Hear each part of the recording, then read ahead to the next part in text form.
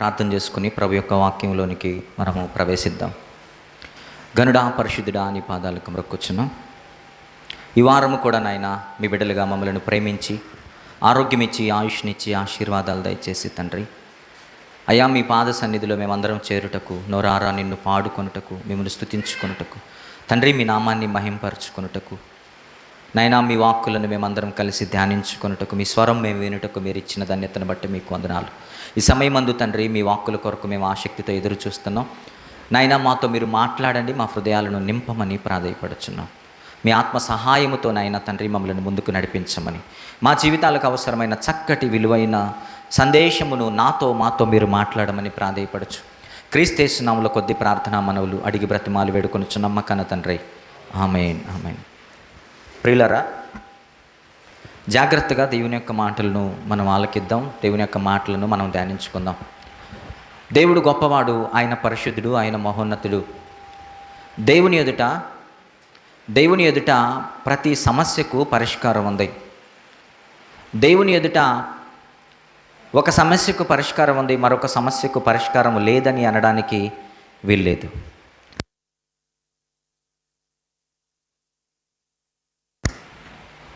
దేవుని దగ్గర ఒక సమస్యకు మాత్రమే పరిష్కారం ఉంది, మరొక దానికి పరిష్కారం లేదు అనడానికి వీల్లేదు.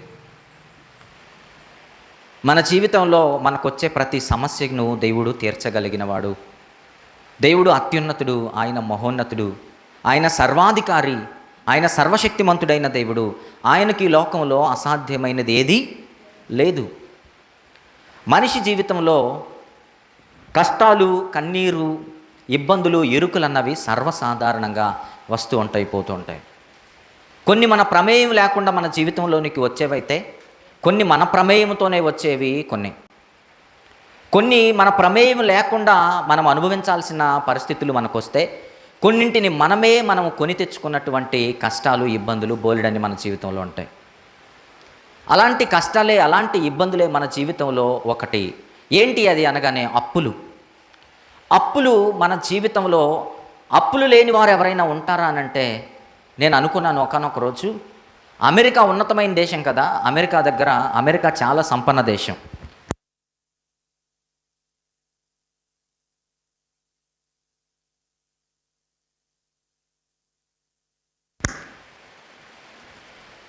కాబట్టి అమెరికా చాలా సంపన్న దేశం కదా, వాళ్ళ దగ్గర చాలా డబ్బులు ఉంటాయి కదా, అమెరికాకి అసలు అప్పులే ఉండవు అని నేను అనుకున్నాను. కానీ ఈ మధ్య కాలంలోనే నాకు తెలిసిన విషయం ఏంటో తెలుసా? భూమి మీద అత్యధికంగా అప్పులు ఉండే దేశం ఏది అని అంటే అమెరికా. అంటే ఒక సహోదరుడు అన్నాడు, అన్నా నేను అనుకుంటాను జీవితంలో అప్పు లేనివాడు ఎవడు ఉండడన్నా, అప్పు లేనివాడు ఎవరు ఉండడానికి వీల్లేదు అని అనుకుంటున్నాం. ప్రియులరా, అంటే ఎంత గట్టిగా స్టేట్మెంట్ ఇస్తున్నామో చూడండి. అప్పులు అన్నవి మన జీవితంలో సర్వసాధారణంగా కొనసాగుతున్నాయి. దినములు ఎలా గడుస్తున్నావో అలా దినములు గడుస్తున్న కొలది అప్పులు మనతో కలిసి ఏం చేస్తున్నాయి? ప్రయాణం చేస్తున్నాయి. అయితే మరొక విషయాన్ని మనం గమనించాల్సిన విషయం ఏంటి అని అంటే, అత్యధికమైన సూసైడ్స్ దేని వలన జరుగుతున్నాయో తెలుసా? అప్పుల వలన సూసైడ్స్ జరుగుతున్నాయట. గుర్తుపెట్టుకోండి. ప్రతి మనిషి జీవితంలో అప్పులుంటే అనేకులు ఆత్మహత్య చేసుకొని చనిపోవడానికి కారణంగా ఏం కనపడుతుంది ఈరోజు అని అంటే, అప్పుల భారం. ప్రియులారా, అప్పుల భారం. మన జీవితంలో అప్పులు మనం కలిగి ఉన్నప్పుడు మనం ఏం చేస్తున్నాం? అందుకే ఈరోజు టైటిల్ చూసారా? తమ్నీళ్ళు ఏమనుంది చూడండి, చెప్పండి. అప్పుల నుండి ఐశ్వర్యమునకు ఎలా. సమాజంలో చాలామంది మోటివేషనల్ స్పీకర్స్ ఉంటారు. వాళ్ళు ఎన్నెన్నో చెబుతారు, వాళ్ళు ఎన్నో సొల్యూషన్స్ చెబుతారు, వాళ్ళు ఏవేవో చెబుతారు. కానీ కొన్నిసార్లు అవి ఏమవుతాయంటే, నిజంగా ఇవి పరిష్కారాలు కాదేమో అనిపిస్తుంటుంది. ఎక్స్పీరియన్స్గా ముందుకు వెళ్ళాలి అనే ఆలోచన మనకు కలిగినప్పుడు అప్పులకి ఇది పరిష్కారం కాదేమో అని మన జీవితంలో ఆలోచన వస్తుంటుంది కదా. కానీ క్రైస్తవుడు ఎప్పుడు కూడా వచ్చిన ప్రతి సమస్యకు, క్రైస్తవుడు ఎప్పుడు కూడా మన జీవితాల్లో కలిగిన ప్రతి కష్టానికి ఎక్కడికి రావాలో తెలుసా? దేవుని దగ్గరకు రావాలి. దేవుణ్ణి అడగాలి, ప్రభువా ఈ పరిస్థితుల్లో నేను తీసుకోవాల్సినటువంటి నిర్ణయాలు ఏంటి? ఈ పరిస్థితుల్లో నేను ఎలా కొనసాగాలి? ఈ పరిస్థితుల్లో నేనేం చేయాలి? ఈ పరిస్థితుల్లో నా జీవితం ఏంటి అని ఎవరిని అడగాలంటే దేవుని దగ్గరకు రావాలి. అప్పుడు దేవుడు వాక్యం ద్వారా మనతో మాట్లాడతాడు.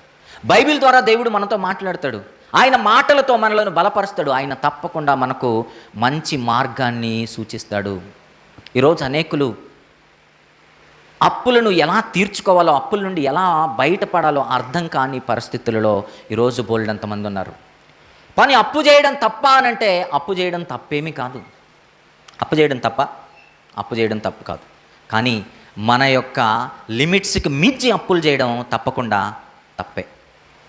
మనం కట్టలేనంత అప్పులు చేయడం అది తప్పకుండా తప్ప కదా, తప్పే.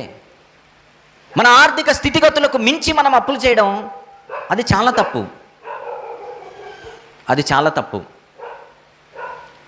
మనం చేసినా కూడా ఒకవేళ తెలుసో తెలియకో దేవుని యొక్క ఆజ్ఞను అతిక్రమించినా కూడా దేవుడు మరలా ఏం చేస్తాడో తెలుసా? మన సమస్యకు ఆయన పరిష్కారాన్ని తప్పకుండా సూచిస్తాడు. తప్పకుండా మన సమస్యకు ఆయన పరిష్కారాన్ని తెలియజేస్తాడు.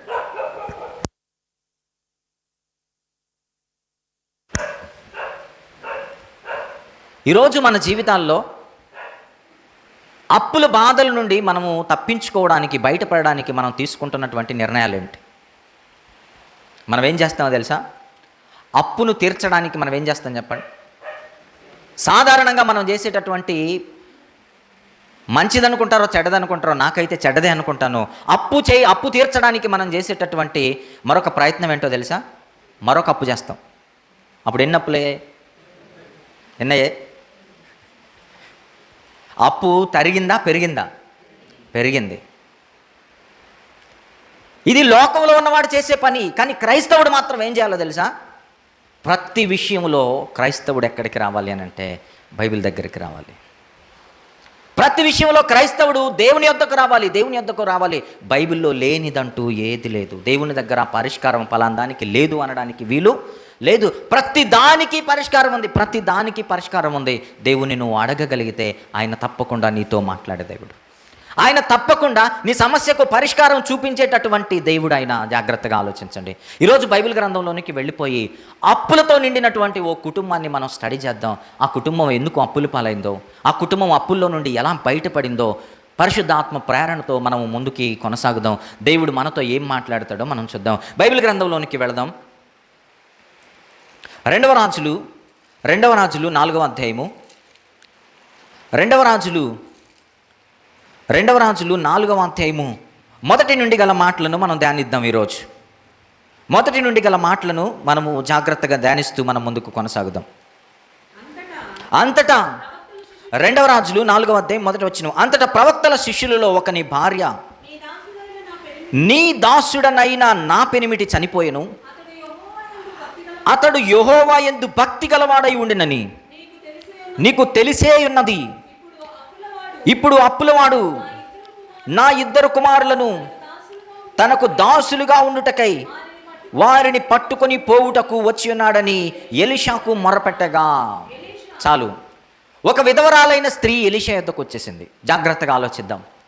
ఎలీషా యొద్దకు వచ్చి ఎలీషా గారితో, దైవజనుడైనటువంటి ప్రవక్త అయిన ఎలీషా గారితో మాట్లాడుతుంది. అయ్యా, నా భర్త ఆయన భూమి మీద బ్రతికి ఉన్నప్పుడు నీ దగ్గర ఎలా ఉన్నాడు? నీ దగ్గర ఒక శిష్యుడిగా ఉన్నాడు ఆయన.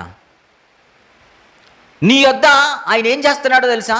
దేవుని వాక్యాన్ని నేర్చుకుంటున్నాడు. శిష్యులు అనగానే ఎవరు చెప్పండి? యేసుక్రీస్తు ప్రభు యొద్ద ఎంతమంది శిష్యులు ఉన్నారు? 12 మంది శిష్యులు ఉన్నారు. యోహాను గారికి శిష్యులు ఉన్నారు. బైబిల్ గ్రంథంలో అపోస్తలులైన ప్రతి ఒక్కరికి తర్వాతి తరములో అనేకులను సేవకులుగా వారు తయారు చేయడానికి అనేక మంది శిష్యులుగా వారి యొద్ద ఉన్నారు. రానున్న తరాలకు సేవకులుగా సిద్ధపడడానికి, తయారవడానికి అనేకులు తమ్మును తాము సమర్పించుకొని దేవుని యొక్క సేవ కొరకు వచ్చారు. అలాంటి వారే ఎలీషా యొద్ద కూడా అనేకులు ఉన్నారు. జాగ్రత్తగా గమనించండి. ఎలీషా గారి యొద్ద అనేక మంది శిష్యులుంటే ఆ శిష్యులలో ఒక శిష్యుడు చనిపోయాడట. చూద్దాం ఆయన ప్రొఫైల్ ఏంటి అని అంటే, తన భార్య వచ్చి మాట్లాడుతుంది.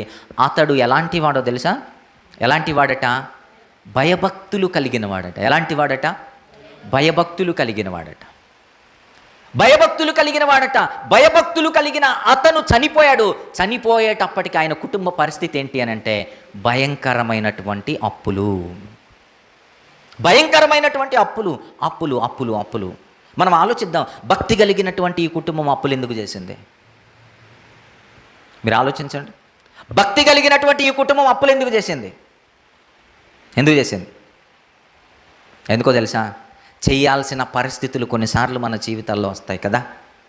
కొన్నిసార్లు నేను ఇందాకే మీకు చెప్పాను, కొన్ని మన ప్రమేయం లేకుండా మన జీవితంలోకి వచ్చిన అప్పులైతే కొన్నిటిని మనమే మన చేతులారా చేసుకున్నటువంటి అప్పులు కొన్ని ఉంటాయి. ఫర్ ఎగ్జాంపుల్, అనారోగ్యం వచ్చేసింది, డాక్టరు ఒక 20 లక్షలు లేనిదే నువ్వు బాగుపడవు, ఇదిగో నీ భార్య బాగుపడదు, నీ బిడ్డలు బాగుపడరు, మనకు అయిన వారు బాగుపడరని డాక్టర్ చెప్పారనుకోండి, అప్పుడు మనం ఇమ్మీడియట్గా ఎక్కడికి వెళ్తాం చెప్పండి? ఎక్కడికి వెళ్తాం? అప్పు కొరకు వెళ్ళిపోతాం. ఆ పరిస్థితి ఎలాంటి పరిస్థితి అని అంటే తప్పకుండా అప్పు చేయాల్సినటువంటి పరిస్థితి అది మన జీవితంలో. ఇలాంటివి పర్వాలేదు, కానీ కొన్నిసార్లు మనం ఏం చేస్తామో తెలుసా? విందుల కొరకు, విన్యాసాల కొరకు మనం ఏం చేస్తాం చెప్పండి? అప్పులు చేసుకుంటాం. అప్పు చేసి మనం ఏం చేస్తాం?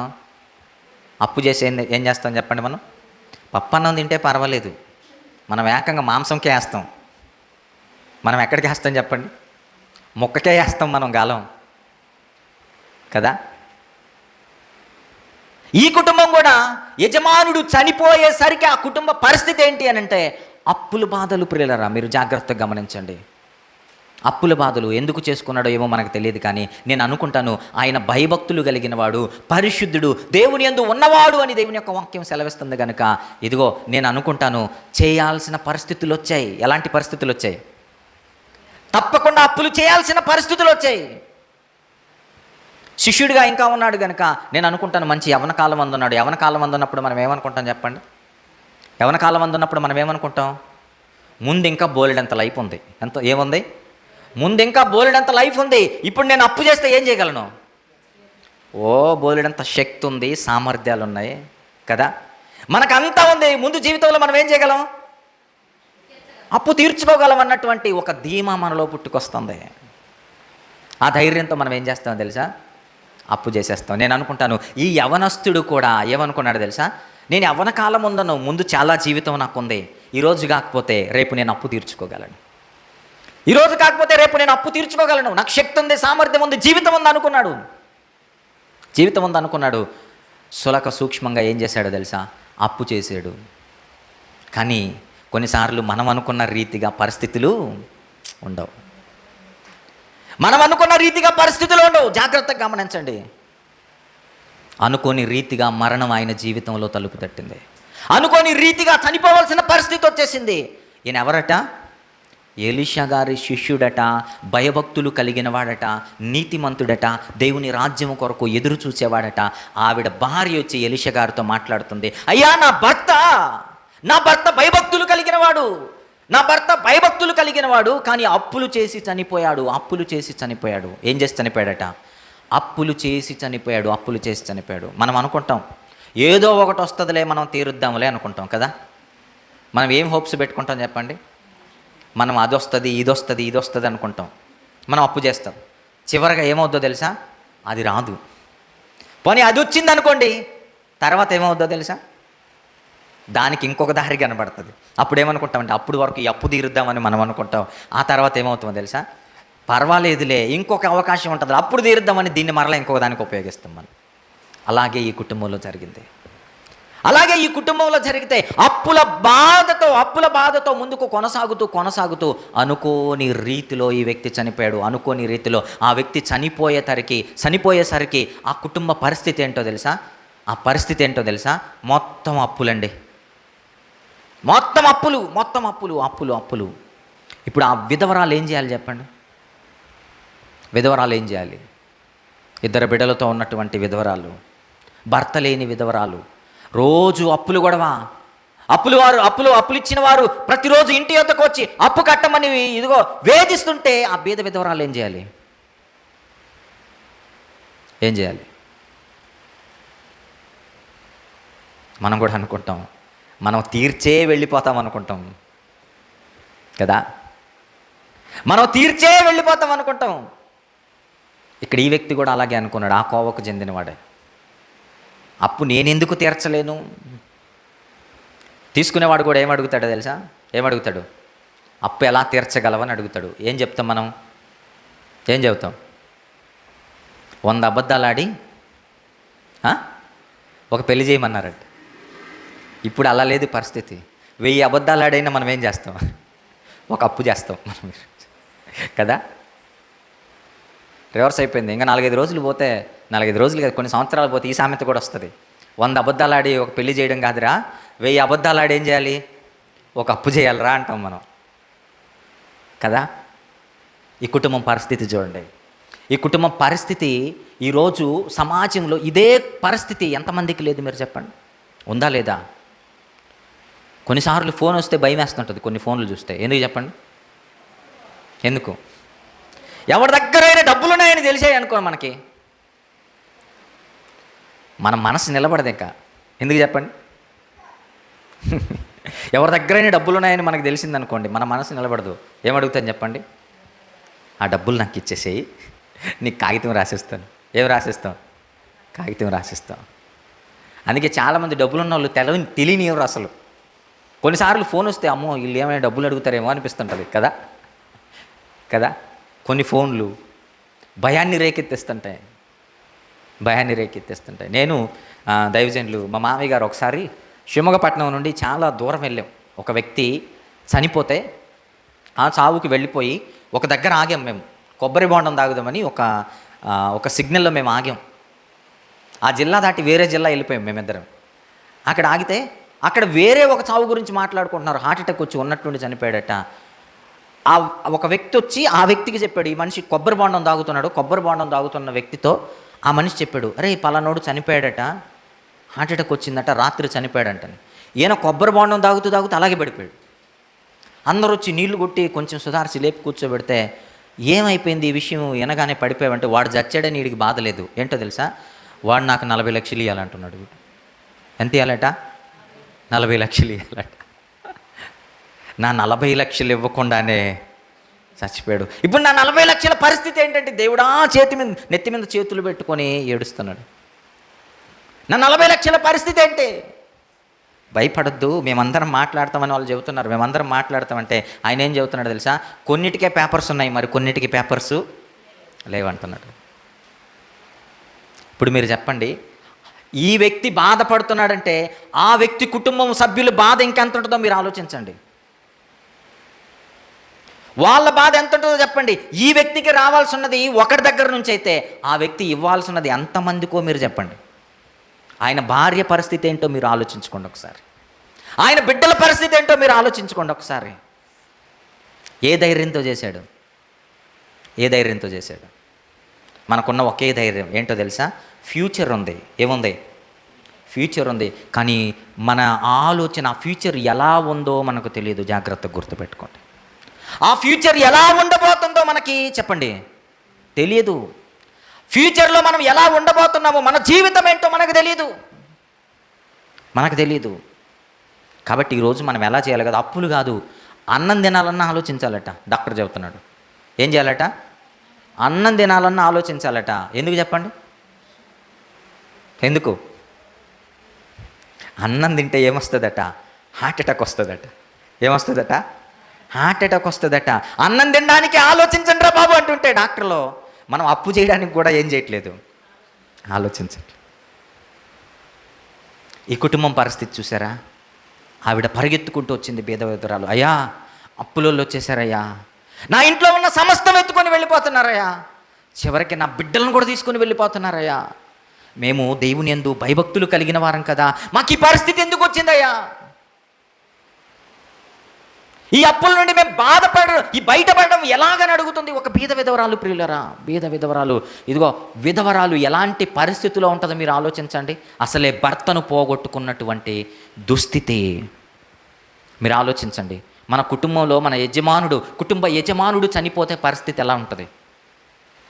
కుటుంబ పెద్ద చనిపోతే మన పరిస్థితి ఎలా ఉంటుంది? కానీ ఈరోజు మీకు ఒక గుడ్ న్యూస్ చెబుతున్నాను. క్రైస్తవుడు ఒకవేళ మీకు తెలియక చేసి గనక మీరు అప్పులు గనక చేసి ఉంటే, దేవుడు మీకు ఒక మార్గాన్ని సూచించబోతున్నాడు. ఆ అప్పుల నుండి తిరిగి మరలా దేవుడు నిన్ను ఐశ్వర్యవంతునిగా చేయబోతున్నాడు. జాగ్రత్తగా వినండి. చప్పలు కూడా దేవుని నామాన్ని మహిమపరుద్దాం. ఎక్కడుంది పరిష్కారం అనంటే, ఈ బీద విధవరాలు ఈరోజు మనకు పరిష్కారం చూపించబోతుంది. ఈ బీద విధవరాలు ఎలా అప్పుల్లో నుంచి బయటపడిందో ఈరోజు మనం పరిష్కారాన్ని వెతుక్కోబోతున్నాం ఈ బీద విధవరాలు యొక్క జీవితంలో నుండి. చూద్దాం ఆవిడ ఏం చేసిందో, ఎలీషా గారు ఏం చెప్పారో మనం చూద్దాం. ఆవిడ ఏమంటుందో తెలుసా? ఇదిగో నాతో పాటు చదువుతూ రండి. మొదటి వచనం, నీ దాసుడైన నా పెనిమిటి చనిపోయాను. అతడు యెహోవా యందు భక్తి గలవాడై ఉండెనని, నాతో పాటు చదువుకుంటారండి, అందరూ చదువుకుంటారండి పెద్దగా. భక్తి గలవాడై ఉండెనని నీకు తెలిసే ఉన్నది. ఇప్పుడు అప్పులవాడు నా 2 కుమారులు తనకు దాసులుగా ఉండుటకై వారిని పట్టుకొని పోవుటకు వచ్చి ఉన్నాడని ఎలీషాకు మొరపెడుతుంది. వాళ్ళ అప్పులు తీర్చుకోవడానికి వాళ్ళకి కనబడుతున్న పరిష్కారం ఒక్కటే. ఏంటి చెప్పండి? ఏంటో తెలుసా? తన బిడ్డలు దాసులుగా వెళ్ళిపోవాలి. ఏం చేయాలట? నీ బిడ్డలు నా ఎదుట దాసులుగా నాకు వచ్చి దాసత్వం చేయమని చెప్పు. మనం కూడా అప్పుడప్పుడు చూస్తుంటాం, చూసారా? పెద్దవారు చేసిన అప్పులకి పిల్లలు ఏం చేస్తుంటారు? వాళ్ళ దగ్గర ఊడిగం చేస్తుంటారు, వాళ్ళకి సేవ చేస్తుంటారు, వాళ్ళ దగ్గర పని చేస్తుంటారు. అంటే నాన్న వెళ్ళిపోతూ పిల్లలకి ఏమి ఇచ్చిపోయాడు చెప్పండి? ఏమిచ్చిపోయాడు? దాసత్వాన్ని ఇచ్చిపోయాడు. దాసత్వాన్ని ఇచ్చిపోయాడు. తండ్రి పోతూ వీళ్ళకి ఏమిచ్చిపోయాడు చెప్పండి? కష్టాలు మిగిల్చిపోయాడు, కన్నీరు మిగిల్చిపోయాడు. పోనీయండి అండి, మేము తీర్చలేమండి అంటే ఒప్పుకుంటారా? మీ నాన్న అప్పులు చేసింది ఎవరి కోసం? మీకోసం చేశాడు కాబట్టి మీరు తప్పకుండా అప్పులు తీర్చాల్సిందని పిల్లలకు ఉతికిపట్టుకుంటారు. మనం అప్పులు ఉన్నవారు ప్రియులరా. అదే పరిస్థితి ఈ బీద విధవరాల జీవితంలో వచ్చేసింది. అదే పరిస్థితి ఈ బీద విధవరాలకు వచ్చింది. నా బిడ్డలను తీసుకొని వెళ్ళిపోతున్నారు. నా పరిస్థితి ఏంటి? ఆయన ఎలాంటి వాడట? చనిపోయిన వాడు భయభక్తులు కలిగిన వాడట. నిజంగా భయభక్తులు కలిగిన వాడేనా? ఎలీషా గారి సమాధానం చూస్తే మనకు అర్థమవుతుంది, నిజంగా ఆయన భయభక్తులు కలిగిన వాడే. ఆ కుటుంబం భయభక్తులు కలిగిన కుటుంబమే.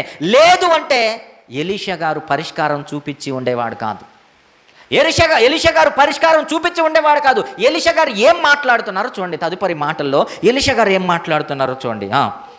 ఎలీషా, నా వలన నీకేమి కావలను అని అడుగుతున్నాడు. అప్పుల బాధలు అని అడుగుతుంటే ఇదిగో ఎలీషా గారు మాట్లాడుతున్నారు. అమ్మా, నా వలన నీకేం కావాలి అని అడుగుతున్నాడు. ఆవిడ మౌనంగా ఉంది. అయ్యా, అప్పుల యొక్క పరిష్కారం కొరకు నేను వచ్చానయ్యా. మీకు తెలుసా ప్రవక్తల దగ్గర ఏముండదో తెలుసా? ప్రవక్తల దగ్గర ఒక కట్టి, ఒక చిన్న సంచి తప్ప ఏముండదు. ప్రవక్తల దగ్గర ఏముంటుంది చెప్పండి? రేపు అన్న ఆలోచన ప్రవక్తలకు ఉండదు. ఎందుకు? దేవుడి పైన వారు నమ్మకం పెట్టుకొని బ్రతుకుతారు. రేపటి కొరకు వాళ్ళు సమకూర్చుకోవడం ప్రవక్తల జీవితంలో ఉండదు. ఈరోజు కదా మనం కార్లు, బంగ్లాలు సేవ స్టార్ట్ చేసిన వెంటనే విపరీతంగా పడగలెత్తుతున్నాం కదా. కానీ ఆ రోజుల్లో ప్రవక్తల జీవితంలో ఐశ్వర్యం అనేది ఉండేది కాదు. వాళ్ళు రేపటి గురించిన ఆలోచన ప్రవక్తల జీవితంలో ఉండేది కానే కాదు. ఇప్పుడు ఎలీషా గారు ఎలా సహాయం చేయాలి? అప్పులను తీర్చేటటువంటి శక్తి ఎలీషా గారికి కూడా లేదు. కానీ ఎలీషా గారి వద్దకు ఎందుకు వచ్చింది ఇవిడ చెప్పండి? మీకు అర్థమవుతుందా? అప్పులు తీర్చాలంటే మనం ఎక్కడికి వెళ్తాం? చెప్పండి. మనం ఎక్కడికి వెళ్తాం తెలుసా? ఏరియా మారుస్తాం. ఈసారి ఏరియా మారుస్తాం. ఎందుకంటే ఇదే ఏరియాలో ఇంకొకటి దగ్గర చేసామనుకో వాడికి తెలిసిపోద్ది. అందుకే ఈసారి ఏం చేస్తాం తెలుసా? లొకేషన్ మార్చి ఈ డప్పు తీర్చడం కోసం వాడి దగ్గర చేస్తాం. మరలా ఏమి రాంగ్ స్టెప్ వేస్తాం తెలుసా? వాడి దగ్గర తెచ్చింది ఫుల్గా తీర్చమేడా ఏం చేస్తాం చెప్పండి? ఇది సగమో పగమో తీర్చి మిగిలింది మరలా ఏం చేస్తాం? మరలా విందులు విన్యాసాలు చేస్తాం. కానీ ఈ విధవరాలు చూడండి ఎక్కడికి వచ్చిందో తెలుసా? ఎలీషా గారి యొద్ద పరిష్కారం లేదు. ఎలీషా గారి దగ్గర ఏముండదు? డబ్బు ఉండదు. ఎలీషా గారి యొద్ద పరిష్కారం దొరుకుతుందని ఆవిడ ఆలోచన చూడండి. ఎలీషా గారు నా సమస్యకు పరిష్కారాన్ని తప్పక చూపించగలడు. కానీ ఆయన యొద్ద ఏమి లేదు, డబ్బు లేదు. కానీ ఎలా చూపించగలడు అని అంటే, ఎలీషా గారి యొద్దకు నేను వెళ్ళానంటే ఎవరి యొద్దకు వెళ్ళానని? దేవుని యొద్దకు వెళ్ళానని. చప్పట్లు కొడతారా? మీకు అర్థమైపోవాలి. ఇప్పుడు అప్పులకు పరిష్కారం ఎక్కడుంది దేవుని దగ్గర ఉంది. అప్పులకు పరిష్కారం దేవుని దగ్గర ఉందని ఆవిడ తెలుసుకున్నది. ప్రేమనార్లరా, ఈ విషయంలో మనకు అర్థం కావచ్చు. ఏంటో తెలుసా? ఆవిడ ఎంత భయభక్తులు కలిగినదో. మొన్న ఒక ఆవిడ చెప్తుంది, బెంగళూరులో వాళ్ళ చుట్టుపక్కల ఏరియాల్లో వడ్డీలకి ఇచ్చేవారు ఆమెకు ఒక్కరు కూడా తెలియకుండా బారట. ఇది పెద్ద ప్రొఫైల్గా చెబుతుంది ఆవిడ. బెత్తరపోయాను నేను. నాకు ఎవరు తెలుసా, మా చుట్టుపక్కల వడ్డీకి ఇచ్చే వాళ్ళు అందరూ తెలుసు అంటే ఈవిడికి. ఎలా తెలుసు ఈవిడికి? అందరి దగ్గర అప్పు చేసేసింది అనమాట. ఒక్కడు కూడా లేడు బ్యాలెన్స్గా. చూస్తున్నారా మీరు? అందరూ తెలుసట.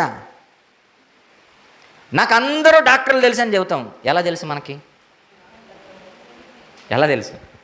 మనం వెళ్ళాము, చూపించుకున్నాం కాబట్టి అందరు డాక్టర్లు మనకు తెలుసు. ఈవిడికి డాక్టర్లు కాదట. ఈవిడికి ఎవరు తెలుసట? వడ్డీకి ఇచ్చే వాళ్ళు అందరూ తెలుసట. నేను అనుకున్నాను, వెనక లక్షలు ఉన్నాయో కోట్లు ఉన్నాయో అప్పులు. ఈవిడ కనుక ఎగిరిపోయింది అనుకోనండి, వీళ్ళ పిల్లలకి వీళ్ళ భర్తకి ఉన్నదే ఏం చెప్పండి, 3rd degree ట్రీట్మెంట్. మీకు అర్థమవుతుందా? మన ప్రొఫైల్లో రాసుకోవాలంటే ఏమున్నాయి చూడండి. ఇజ్రాయేల్ జీవితంలో ప్రొఫైల్ రాయండ్రా బాబు అంటే ఏమంటుంది చెప్పండి? ప్రొఫైల్ రాయమంటే మొట్టమొదటిగా ఐగుప్తీయుల బానిసత్వం, తర్వాత మోయాబీల బానిసత్వం, ఫిలిస్తీయుల బానిసత్వం, ఇంకా అన్ని బానిసత్వాలే. బబులోను బానిసత్వం. ఇజ్రాయేలీల ప్రొఫైల్లో బానిసత్వం ఉన్నట్టుగా మన జీవితాల్లో మన ప్రొఫైల్ రాయండి అంటే ఏం రాస్తాం చెప్పండి? పలానా ఆయన దగ్గర అప్పు. పైన ఇంకొక కాలం కూడా వేసుకోండి. ఏంది ఆ కాలం? ఏం చెప్పండి? వడ్డీ ఎటబాద్ది చెప్పండి. ఆ తర్వాత వడ్డీతో ఊరికే ఉంటారా చెప్పండి. ఆ పక్కన ఇంకొక కాలం మరలా అదేం వడ్డీ? అది చక్రవడ్డీ. అప్పటితో ఊరికే ఉంటారు చెప్పండి. మరలా ఇంకొక కాలం వేసుకోవాలి రాసుకోవాలంటే మన ప్రొఫైల్లో. పక్కన ఇంకా మళ్ళా భూచక్ర వడ్డీ అట. ఎన్ని వడ్డీలో చూడండి. మన రక్తం తాగుతారు వాళ్ళు. అప్పులు చేసామనుకోండి మన రక్తాన్ని పిండేస్తారు అంతే. కొత్తగా ఇంకొకటి వచ్చిందట, గిరగిరా అంట. కొత్తగా ఒక వడ్డీ స్టార్ట్ అయిందట. భూచక్ర వడ్డీ తర్వాత ఏంటంట, వడ్డీని తిప్పుతుండడమే. ఒకసారి తిప్పితేనే తట్టుకోలేము. గిరగిర తిప్పేసాడు అనుకోండి ఇంకా రౌండ్గా. వడ్డీకి భూచక్ర వడ్డీ తర్వాత ఆ వడ్డీ గిరగిరా వడ్డీ వేసాడు అనుకోండి, మనం ఇంకేడ బ్రతుకుతాం చెప్పండి? మన జీవితంలో పలానా ఆయన దగ్గర ఏం తప్పు, ఆ తర్వాత ఇంకేం తప్పు, మన జీవితం మొత్తం అప్పులే. ఈవిడ జీవితం కూడా అలాగే అయిపోయింది ప్రియమైన వాళ్ళారా. చివరికి ఎక్కడి దాకా వచ్చిందట? ఎలీషా యొద్దకు వచ్చిందట. ఎలీషా గారు ఏం పరిష్కారం చెబుతారో ఈరోజు మనం ఆలోచిద్దాం. వెళ్ళిపోదాం. ఇదిగో ఎలీషా గారు ఏం మాట్లాడుతున్నారో చూడండి. ఎలీషాకు మొరపెట్టగా 2వ వచనం, ఎలీషా నా వలన నీకేమి కావలను.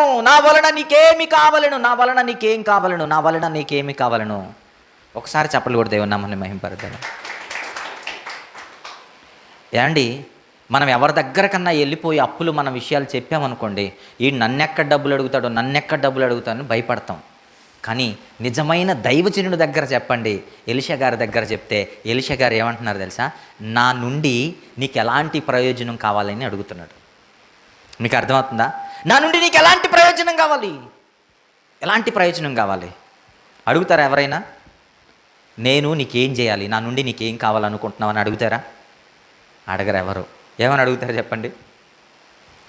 ఏమని చెప్తారు చెప్పండి? మన దగ్గర అసలు నువ్వు ఎత్తుక్కున్నా కూడా నయ్యా పైసా లేవంటాం. ఎలీషా దగ్గర ఉన్నాయా? ఎలీషా గారి దగ్గర కూడా లేవు. కానీ ఎలీషా గారు ఏం చెబుతున్నారు? నేను నీకు ఎలా సహాయపడగలను? How can I help you అంటున్నాడు. నేను ఎలా సహాయపడగలను? నేను నీకు ఎలా సహాయపడగలను? ఏం సహాయం కావాలని ఆవిడని అడిగాడు. ఆవిడ, అయ్యా అప్పుల వారిని తప్పించుకోవాలయ్యా అన్న వెంటనే ఎలీషా గారు ఏమన్నారు తెలుసా? ఏమన్నారో చూడండి తర్వాత. నీ ఇంటిలో ఏమి ఉన్నదో అది నాకు తెలియజెప్పుమనెను. అందుకామె, నీ దాసురాలనైన నా ఇంట్లో నూనె కొండ ఒకటి ఉన్నది, అది తప్ప మరి ఏమీ లేదనెను. ఇదేంటండి అసలు? మీరు ఆలోచించండి. ఆవిడ ఇంట్లో ఏమి లేదట, ఒక నూనె కొండ తప్ప మరి ఏమీ లేదట. ఏమైపోయాయన్ని? అప్పులోళ్ళు వచ్చి మొత్తం తీసుకుని వెళ్ళిపోయారు. అప్పులోళ్ళు బిడ్డలను కూడా వదిలిపెట్టలేదు. అప్పులోళ్ళు వచ్చి మొత్తం తీసుకుని వెళ్ళిపోయారు. చివరికి మిగిలింది ఏంటి అనంటే ఒక నూనె కొండ మాత్రం మిగిలిందయ్యా. ఒక నూనె కొండ మాత్రమే మిగిలింది, అది తప్ప నా ఇంట్లో మరి ఏమీ లేదయ్యా అన్నాడు. ఆ విధవరాలు, అది తప్ప మా ఇంట్లో ఇంకా మరి ఏమీ లేదయ్యా అన్న వెంటనే ఎలీషా గారు ఏమన్నారు చూడండి తర్వాత మాటలు. అతడు నీవు బయటికి పోయి నీ ఇరుగు పొరుగు వారి అందరి యొద్ద దొరకగలిగిన ఒట్టి పాత్రలన్నింటినీ ఎరవు పుచ్చుకొనుము అంటున్నాడు ఎలీషా గారు. ఇదిగో నువ్వు బయటికి వెళ్ళిపోయి నీ ఇరుగు పొరుగు వారి ఇంటికి వెళ్ళిపోయి నువ్వేం చేయాలో తెలుసా, ఖాళీ పాత్రలను మొత్తం తీసుకుని వచ్చేసాయి. ఖాళీ పాత్రలు మొత్తం తీసుకొని వచ్చాయి. ఏమండి మీరు బాగా ఆలోచించండి. మనం అప్పు అడగడానికి ఒక దగ్గరికి వెళ్ళిపోతే నువ్వు బయటికి వెళ్ళిపోయి అందరి ఇళ్ళకి వెళ్ళిపోయి ఖాళీ పాత్రలు అన్నింటినీ నీ ఇంటికి తీసుకురమ్మంటే మనం ఏమంటాం చెప్పండి? ఏమంటాం చెప్పండి? ఈడెవుడ్రా బాబు, నేనే పిచ్చోడు అనుకుంటా, అప్పుల బాధతో ఈ నాకంటే పిచ్చోడు అనుకుంటాం. ఎలీషా గారు ఏం చెప్పారో తెలుసా, నువ్వు అందరి ఇళ్ళకి వెళ్ళిపోయి నీ ఇంట్లో ఉండేది ఎన్ని? ఒక్క పాత్ర తప్ప నీ ఇంట్లో మరి ఏమీ లేదు. కాబట్టి నువ్వు వెళ్ళిపోయి నువ్వు నీ ఇరుగు పొరుగు వారి వద్దకు వెళ్ళిపోయి అందరి ఇళ్లలో ఉన్నటువంటి ఖాళీ పాత్రలను తీసుకొని రమ్మంటే ఆవిడేం చేసిందో తెలుసా? ఈయనేంది అప్పుల బాధలంటే అందరి ఇళ్ళకి పోయి ఖాళీ పాత్రలు అడగమంటాడు అని అనలేదు ఆవిడ. ఆవిడేమన్నదో తెలుసా? వెళ్ళిపోయి వాళ్ళ పిల్లలను పిలిచిందట. అరే రండ్రా, దైవజనుడు పిలుస్తున్నాడు రండ్రా అని దైవజనుడి మాట మేరకు పిలిచి ఇంటికి వెళ్ళిపోయి అందరి యొద్ద ఖాళీ పాత్రలు తీసుకొచ్చేసిందట. అందరి యొద్ద ఖాళీ పాత్రలు తీసుకొని వచ్చి ఆవిడేం చేసిందో తెలుసా? ఇదిగో ఎలీషా గారు చెప్పిన మాట తప్పకుండా చేస్తుంది చూడండి. ఏం చేసిందట? అప్పుడు నీవు ఇంటిలోకి వచ్చి నీవును నీ కుమారులను లోపల నుండి తలుపు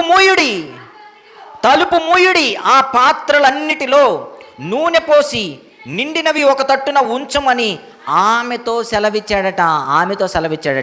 అప్పుల బాధలో ఉన్నవాడు ఏం చేయాలో ఎలీషా గారు చెబుతున్నారు, జాగ్రత్తగా వినండి. ఏం చేయాలో తెలుసా? ఈవిడ ఏం చేసిందంటే ముందుగా వెళ్ళిపోయి ఖాళీ పాత్రలను తీసుకుని వచ్చింది. ఏ పాత్రలను తీసుకొచ్చింది? ఖాళీ పాత్రలను తీసుకొచ్చింది. ఈవిడ దగ్గర ఉండేది ఒకే ఒక్క పాత్ర. అదేంటి అని అంటే నూనె పాత్ర. అది ఎందుకు ఎత్తుకొని పోలేదంటే మట్టి పాత్ర. అది ఎత్తుకొని వెళ్ళిపోతే మధ్యలో ఎక్కడైనా పగిలిపోతే పోనీ అది ఎత్తుకొని వెళ్తే ఏమైనా ఆదాయం వస్తుందా? నూనె పాత్ర ఎంత చండాలంగా ఉంటుంది చెప్పండి. నూనె పోసుకునే డబ్బా ఎలా ఉంటుంది చెప్పండి? ఎలా ఉంటుంది? పట్టుకుంటే వాడి బట్టలన్నీ నాశనం అవుతాయి. దాని చుట్టూ అదంతా మిజ్జిమిజ్జిగా ఉంటుంది. అందుకే ఎందుకు వచ్చిన గొడవలని నూనె పాత్రను వదిలిపెట్టి వెళ్ళిపోయారు. ఎలీషా గారు అంటున్నాడు, నీ భర్త భయభక్తులు కలిగిన వాడు కదా, తప్పకుండా నీ ఇంట్లో ఏదో విలువైనది ఉంటుంది. ఏముంటుంది? తప్పకుండా నీ ఇంట్లో ఏదో విలువైనది ఉంటుంది. ఎత్తుకు అంటే ఆవిడ అన్నదట, నూనె పాత్ర ఉందయ్యా, నూనె పాత్ర అంటే ఏంటో తెలుసా? ఈ నూనె పాత్ర అనగానే మీకు ఒక సందర్భం గుర్తుకు రావాలి. ఏంటో తెలుసా? ఏంటి చెప్పండి? బుద్ధి లేని కన్యకలు, బుద్ధి కలిగిన కన్యకలు. ఒకరి దగ్గర ఏముందట? నూనె ఉందట. మరి కొంతమంది దగ్గర ఏం లేదట, నూనె లేదట. వారు పెండ్లి కుమారునితో పాటు లోపలికి ప్రవేశించలేదు, నూనె లేని వారు. ఏంటా నూనె అనగానే చెప్పండి, ఏంటా నూనె? ఏంటో తెలుసా? నూనె బైబిల్ గ్రంథంలో పరిశుద్ధాత్మకు సాదృశ్యంగా వ్రాయబడింది. నూనె బైబిల్ గ్రంథంలో వాక్యానికి సాదృశ్యంగా వ్రాయబడింది. నూనె బైబిల్ గ్రంథంలో వెలుగుకు సాదృశ్యంగా వ్రాయబడింది. నూనె బైబిల్ గ్రంథంలో వెలుగుకు సాదృశ్యంగా రాయబడింది. నీ భర్త భయభక్తులు కలిగిన వాడు కదా, తప్పకుండా నీ ఇంట్లో ఏదో విలువైనది ఉండే ఉంటుంది. అదేంటో వెతుకన్నాడు. వెళ్ళిపోయింది. నా ఇంట్లో నూనె పాత్ర ఉందయ్యా అన్నది. ఏముందట? నూనె పాత్ర. అంటే ఈవిడి ఇంట్లో ఏముందో తెలుసా? వెలుగుంది. ఈవిడి ఇంట్లో ఏముందో తెలుసా? పరిశుద్ధాత్మ ఉంది. ఈవిడి ఇంట్లో ఏముందో తెలుసా? వాక్యం ఉంది. చప్పట్లు కూడా దేవుని నామాన్ని మహిమపరచండి. ఎలీషా గారు అంటున్నారు, ఇంకేంటి నీ సమస్యకు పరిష్కారం వచ్చేసింది అన్నాడు. నీ సమస్యకు పరిష్కారం వచ్చింది. మీరు బాగా గుర్తుపెట్టుకోండి, మీరు భయంకరమైన పరిస్థితుల్లో నుండి బయటపడాలంటే మీ ఇంట్లో ఏముండాలో తెలుసా? నూనె ఉండాలి. ఏంటి ఆ నూనె అంటే? పరిశుద్ధాత్మ అన్న నూనె ఉండాలి. నీ భయంకరమైన ఇబ్బందుల్లో నుండి నువ్వు బయటపడాలంటే నీ ఇంట్లో ఉండాల్సినది ఏంటో తెలుసా? వాక్యం అనబడిన నూనె ఉండాలి. నీ జీవితానికి, నీ త్రోవకు వెలుగైనటువంటి నూనె ఉండాలి. ఈరోజు మిమ్మల్ని మీరు పరిశీలించుకోండి. మీ ఇంట్లో నూనె ఉందా? ఏంటో తెలుసా? వాక్యం అనబడిన నూనె ఉందా? మీ ఇంట్లో పరిశుద్ధాత్మ అన్న నూనె ఉందా? వెలుగు అనబడిన నూనె ఉందా మీ గృహంలో? ఈరోజు మిమ్మల్ని మీరు పరిశీలించుకోండి. ఆవిడ అనుకున్నది అప్పులు భారం ఎక్కువైపోయింది అనుకున్నది, కానీ ఆమె ఒకటి గ్రహించలేదు. ఏంటో తెలుసా? నా ఇంట్లో నూనె ఉంది. నా భర్త వెళ్ళిపోతూ ఏం వదిలిపెట్టి వెళ్ళిపోయాడు? అప్పులతో పాటు నూనె వదిలిపెట్టి వెళ్ళిపోయాడు. అప్పుడు ఎలీషా గారు అన్నారు, ఏం భయపడాల్సిన అవసరం లేదు. ఎవరి దగ్గర ఏది లేదో నీ ఇంట్లో అదే ఉంది. ఎవరి ఎదుట అనేకమైనవి లేవో నీ ఎదుట అదే ఉంది. వెళ్ళిపో. అందరి ఎదుట ఉన్నటువంటి ఖాళీ పాత్రలను తీసుకొని రా. ఖాళీ పాత్రలు అంటే ఏంటో తెలుసా? మనం పాడుతుంటాం అప్పుడప్పుడు, నేను వట్టి పాత్రనయ్యా. వట్టి పాత్ర అంటే ఏంటి చెప్పండి? పరిశుద్ధాత్మ లేనివాడు వట్టి పాత్ర, భయభక్తులు లేనివాడు వట్టి పాత్ర, వాక్యము లేనివాడు వట్టి పాత్ర, రక్షణ లేనివాడు వట్టి పాత్ర, ప్రార్థన లేనివాడు వట్టి పాత్ర. అందుకే ఎలీషా గారు అంటున్నారు, నువ్వేం చేయాలో తెలుసా? వట్టి పాత్రలన్నింటినీ తీసుకొని వచ్చి నీ ఇంట్లో ఉన్న నూనెతో నింపు అంటున్నాడు. అంటే అర్థం ఏంటి చెప్పండి? అంటే అర్థం ఏంటో తెలుసా? వట్టి పాత్రలన్నింటినీ తీసుకొని రా. వారిలో పరిశుద్ధాత్మ లేని వారిలో నువ్వు పరిశుద్ధాత్మను నింపే ప్రయత్నం చేయి. వారిలో నువ్వు ఏం చేయాలో తెలుసా? వాక్యాన్ని నింపే ప్రయత్నం చేయి. ఆ తర్వాత వారిలో ఇదిగో చీకటిమయమైన ఆ జీవితాలను వెలుగుమయము చేసే ప్రయత్నం చేయి. అప్పుల్లో ఉన్నప్పుడు ఏం చేయాలో తెలుసా? వట్టి పాత్రలైన అనేకులను నీవు బలపరిచే పనిలో ఉండాలి. అంటే అర్థం ఏంటో తెలుసా? నీకు అప్పులు ఎక్కువైనప్పుడే నువ్వు అధికంగా ఎక్కడుండాలట? దేవుని పనిలో ఉండాలంట. చప్పట్లు కూడా దేవుని నామాన్ని మహిమపరచు. కానీ మనం అది చేయం. మనం ఏం చేస్తామో తెలుసా? దేవుని సన్నిధానాన్ని వదిలిపెట్టి ఎక్కడో పరిష్కారం ఉందని వెతుక్కుంటాం. అదే మనం చేసే బ్లండర్ మిస్టేక్. ఇది అన్యుడు చేసే మిస్టేకు. ఇది అన్యుడు పాటించేటటువంటి పద్ధతి. క్రైస్తవుడు ఏం చేయాలంటే, ఈవిడేం చేసిందో తెలుసా? అప్పులున్నాయని అప్పుల పరిష్కారం లోకంలో ఎత్తుకోవడానికి వెళ్ళలేదు. ఆవిడ ఏం చేసిందంటే దేవుని సన్నిధానానికి వచ్చేసింది. ఆవిడకు పరిష్కారం దొరికింది. ప్రేమైన వాళ్ళరా, ఇదిగో అన్ని వట్టి పాత్రలను తీసుకుని వచ్చిందట. ఆ పాత్రలలో నూనె నింపుతుందట. తన బిడ్డలతో పాటు ఏం చేస్తుందో తెలుసా? ఇదిగో ఎలీషా గారు చెప్పారు, మొదట తలుపులు మూయి. ఏం చేయమన్నది? తలుపులు మూసేయి. తలుపులు మూసి ఏం చేయాలి? ఆ పాత్రలో నూనె నింపాలి. అంటే ఏం చేయాలో తెలుసా? ఇదిగో తలుపులు మూయండి. ప్రభు యొక్క పాద సన్నిధిలో పరిశుద్ధాత్మ శక్తితో దేవునిని స్తుతించండి. పరిశుద్ధాత్మ శక్తితో దేవుని ఎదుట ప్రార్థించండి. దేవుని పనిలో ఉండండి. దేవుని ఎదుట మీ హృదయాన్ని క్రొమ్మరించండి. తలుపులు మూయాలి. సమస్యకు పరిష్కారం దొరకాలి అంటే మనం ఏం చేయాలి? తలుపులు మూయాలి. మన పరిస్థితి అలాగా. మన కళ్ళు కూడా మూయం అసలు. తలుపులు ఎక్కడికి కథ? కళ్ళే మూయం అసలు. మిమ్మల్ని మీరు పరిశీలించుకోండి. రోజులో ఎంత సమయం పాటు మీ కళ్ళు మూస్తున్నారు దేవుని ఎదుట? ఎంత సమయం పాటు మీరు కళ్ళు మూస్తున్నారు దేవుని ఎదుట? ఒకవేళ మనం కళ్ళు మూసినా ఎందుకు మూస్తామో తెలుసా? నిద్రపోవడానికి కళ్ళు మూస్తాం, కానీ దేవుని మహిమ కొరకు మనం కళ్ళు మూయం. ప్రేమైన వాళ్ళరా, ఎలీషా గారు అంటున్నారు, ఇదిగో వట్టి పాత్రలన్నీ తీసుకొని వచ్చి వాటి నిమిత్తం నువ్వేం చేయాలి అని అంటే, నువ్వు తలుపులు మూయాలి. దేవుని పనిలో నువ్వు రావాలి. దేవుని పనిలో నిమగ్నమైపోవాలి. దేవుని పనిలో ఉండాలి. నువ్వు దేవునిలో పనిలో నువ్వు ఉన్నప్పుడు ఆయన ఏం చేస్తాడో తెలుసా? మీరు దేవుని యొద్దకు రండి. చెప్పండి. అప్పుడు దేవుడు మీ యొద్దకు వచ్చును. మీరు దేవుని పనిలో ఉండండి. అప్పుడు దేవుడు మీ సమస్యలను తీర్చును. చప్పలు కూడా దేవుని నామాన్ని మహిమపరుస్తారు. మేము కూడా భయంకరమైనటువంటి అప్పులు చేసిన వారమే. మేమేమి అప్పులు చేయలేదని చెప్పేవాళ్ళం కాదు. మేము కూడా భయంకరమైన అప్పులు చేసిన వాళ్ళమే. ఎలాంటి అప్పులో తెలుసా? అనారోగ్య పరిస్థితులను బట్టి హాస్పిటల్స్కి భయంకరమైన రోగాలు వచ్చినప్పుడు. కానీ నేను అప్పుడే ఏం గ్రహించానో తెలుసా? వీటన్నిటికీ పరిష్కారం ఎక్కడుందో తెలుసా? లోకంలో లేదు. ఎక్కడుందో చెప్పండి? ప్రభు పాదాల ఎదుట ఉందని గ్రహించాను. ప్రభు పాదాలు పట్టుకున్నాం. దేవుడు అన్నింటి నుండి జయమిచ్చాడు. దేవుడు అన్నిటి నుండి లేపి మరలా నిలబెట్టాడు. ఇదిగో ఈ బీద విధవరాలి వలె ఇదిగో అన్నిటికీ నూనె నింపు అనంటే ఆవిడ తన 2 బిడ్డలను తీసుకుని వచ్చి నూనె నింపేసింది. అందరికీ అమ్మి అప్పులు తీర్చేసిందట. ఇదిగో ఆ డబ్బాలో ఉన్న నూనె పోస్తుందట. అన్నీ నిండుతున్నాయట. ఆ మట్టి పాత్రలో ఉన్నటువంటి నూనె మాత్రం అయిపోలేదట. మీరు గుర్తుపెట్టుకోండి, అది లోకానుసారమైనటువంటి నూనె అయితే అయిపోతుంది, కానీ దేవుడిచ్చిన నూనె ఏం కాదు చెప్పండి? అయిపోదట. మార్నింగ్ డివోషన్లో మనం ఒక వాక్యాన్ని మనం ధ్యానించుకున్నాం. మార్నింగ్ డివోషన్లో ఎవరు లేరులే, ఉన్నారా? ఏంటి చెప్పండి? అది ఏంటో తెలుసా?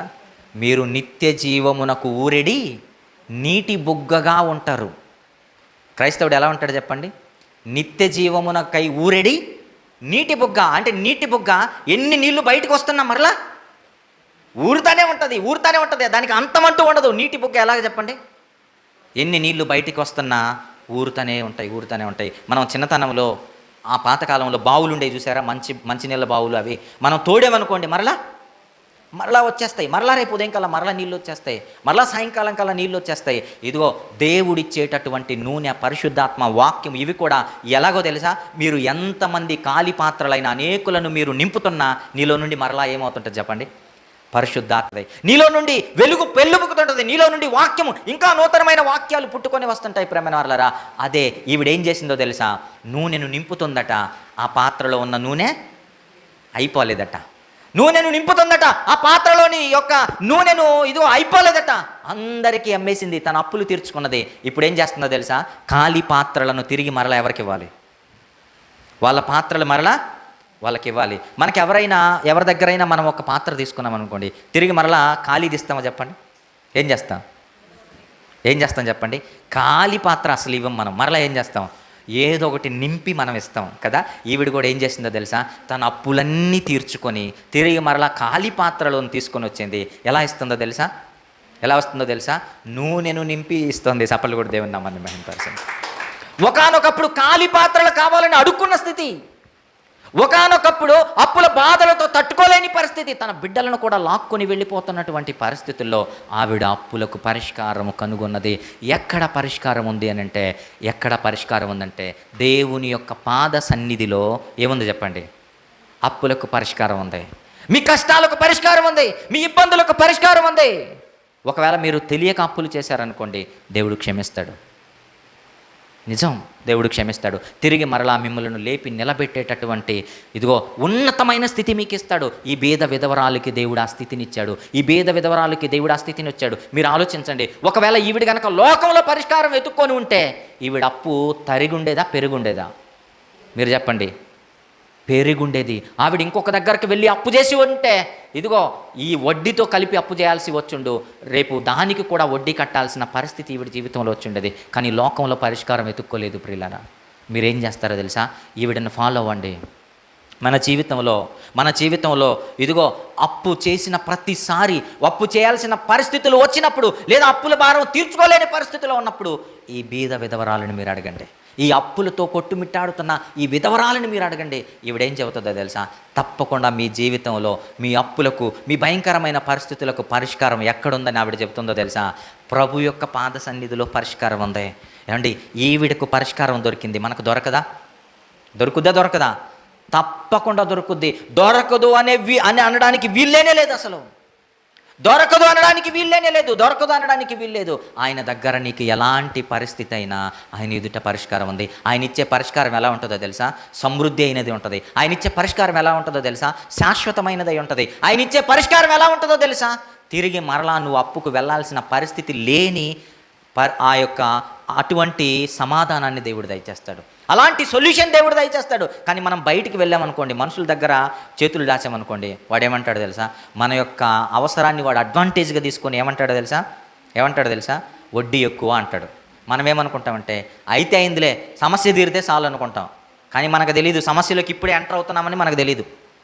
అయితే అయిందిలే, ఆ 10 రూపాయల వడ్డీయా, 20 రూపాయల వడ్డీయా, ఎంతైనా పర్వాలేదు తీసుకుంటాం. ప్రేమైన వారలారా, ఇంకా భయంకరమైన ఉచ్చుల్లోకి మనం వెళ్ళిపోతాం, ఇంకా భయంకరమైన సమస్యల్లోనికి మనం వెళ్ళిపోతాం. క్రైస్తవులారా, మీరు ఆలోచించండి. మన జీవితంలో మన ప్రతి సమస్యకు పరిష్కారాన్ని లోకంలో ఎత్తుక్కోకూడదు. మనం ఎక్కడ ఎత్తుక్కోవాలో తెలుసా, ఎక్కడ ఎత్తుక్కోవాలి, ప్రభు పాద సన్నిధిలో ఎత్తుక్కోవాలి. జీవహార పండుగలకి మన దగ్గర డబ్బు లేవు, బయటికి వెళ్ళి ఎవరినైనా అడిగామా, ఎక్కడ పరిష్కారాన్ని ఎత్తుక్కున్నాం, ప్రభు దగ్గర అడిగాం. ఎలా మనకి జరిగిందో తెలుసా, తలా ఒకరం బాధ్యతలే తీసుకున్నాం. డబ్బులు ఎందుకు చెప్పండి, ఇప్పుడు డబ్బులు అవసరం చెప్పండి. ఒక్కొక్కరు ఒక బాధ్యత తీసుకున్నప్పుడు డబ్బులు ఎందుకు మీరు చెప్పండి. దేవుడు ఇచ్చేది అలా ఉంటుంది. ఒకవేళ ఎవడైనా డబ్బులు ఇచ్చాడు అనుకోండి, వాడి సమృద్ధిలో ఉండి ఎవడైనా 5ో 10ో ఇస్తాడు, సరిపోతాయి చెప్పండి. ఒక వ్యక్తి వచ్చి బాధ్యతే తీసుకున్నాడు అనుకోండి, మనకు భయమే లేదు, ఎందుకు బాధ్యత మొత్తం చేసేస్తాడు కదా. దేవుడిచ్చే సమృద్ధి ఇలా ఉంటుంది. దేవుడు పరిష్కారాన్ని చూపితే దాంట్లో మళ్ళీ కొరత అనేది ఉండదు. దాంట్లో మళ్ళీ కొరత అనేది ఉండదు. ప్రియులరా, మీరు జాగ్రత్తగా ఆలోచించండి. ఈ భేద విధవరాలకున్న జ్ఞానం ఈరోజు మనకు కావాలి. ఈ భేద విధవరాలు ఎత్తుక్కున్నట్టుగా పరిష్కారాన్ని మన జీవితంలో మనం వెతుక్కోవాలి. కానీ లోకస్తులు వేసినట్టుగా దయచేసి మీరు అడుగులు వేయకండి. పరిశుద్ధాత్మ ప్రేరణతో దేవుడు ఈరోజు మాట్లాడుతున్నాడు. ఇదిగో మన అప్పులకు, మన భయంకరమైన పరిస్థితులకు తిరిగి మరలా ఐశ్వర్యవంతులుగా దేవుడు మనలను నిలబెట్టే స్థితి మనందరికీ రావాలి అని అంటే, ఇదిగో ఈ భేద విధవరాలు ఎత్తుక్కున్నట్టుగా మనం కూడా సమస్యకు, ప్రభు దగ్గర మన సమస్యకు పరిష్కారాన్ని ఎత్తుక్కోవాలని ప్రభునామములో మీ అందరికీ మనవి చేస్తూ ఈ మాటలు ముగిస్తున్నాను. దేవుడి మాటలను బట్టి మనలందరం దీవించును గాక. తలలోంచండి, మనం ప్రార్థన చేసుకుందాం. ఈరోజు మనం ఎలాంటి పరిస్థితుల్లో ఉన్నప్పటికీ సరే, ఈరోజు మనం ఎలాంటి భయంకరమైనటువంటి పరిస్థితుల్లో ఉన్నప్పటికీ సరే, అప్పులు బాధలైనప్పటికీ సరే, ఇదిగో తెలియక చేసినటువంటి అప్పులైనా సరే, దేవుడు ఈరోజు సూటిగా నీతోనే మాట్లాడుతున్నాడు. నా ప్రియ కుమారుడా, నా ప్రియ కుమార్తె, ఎంతకాలం ఇంకా నీవు బాధలో ఉంటావు? ఎంతకాలం నువ్వు ఇంకా వేదనలో ఉంటావు? అయ్యో, నా అప్పులు తీరలేదే, నా బాధలు తీరలేదే అని ఎంతకాలం నువ్వు అలాగే ఉంటావు? దేవుడు ఈరోజు మాట్లాడుతున్నాడు. దేవుడు ఈరోజు నీ సమస్యకు పరిష్కారం చూపుతున్నాడు. దేవుడు గొప్పవాడు, ఆయన పరిశుద్ధుడు, ఆయన మహోన్నతుడు. ఆయన ఎదుట ప్రతి సమస్యకు పరిష్కారం ఉందని దేవుడు తెలియజేస్తున్నాడు. ఆయన మాట్లాడుతున్నటువంటి ఆయన మాటలను నీ వినగలవా? ప్రభు యొక్క పాద సన్నిధిలో నీ పరిష్కారాన్ని నువ్వు ఎత్తుకోగలవా?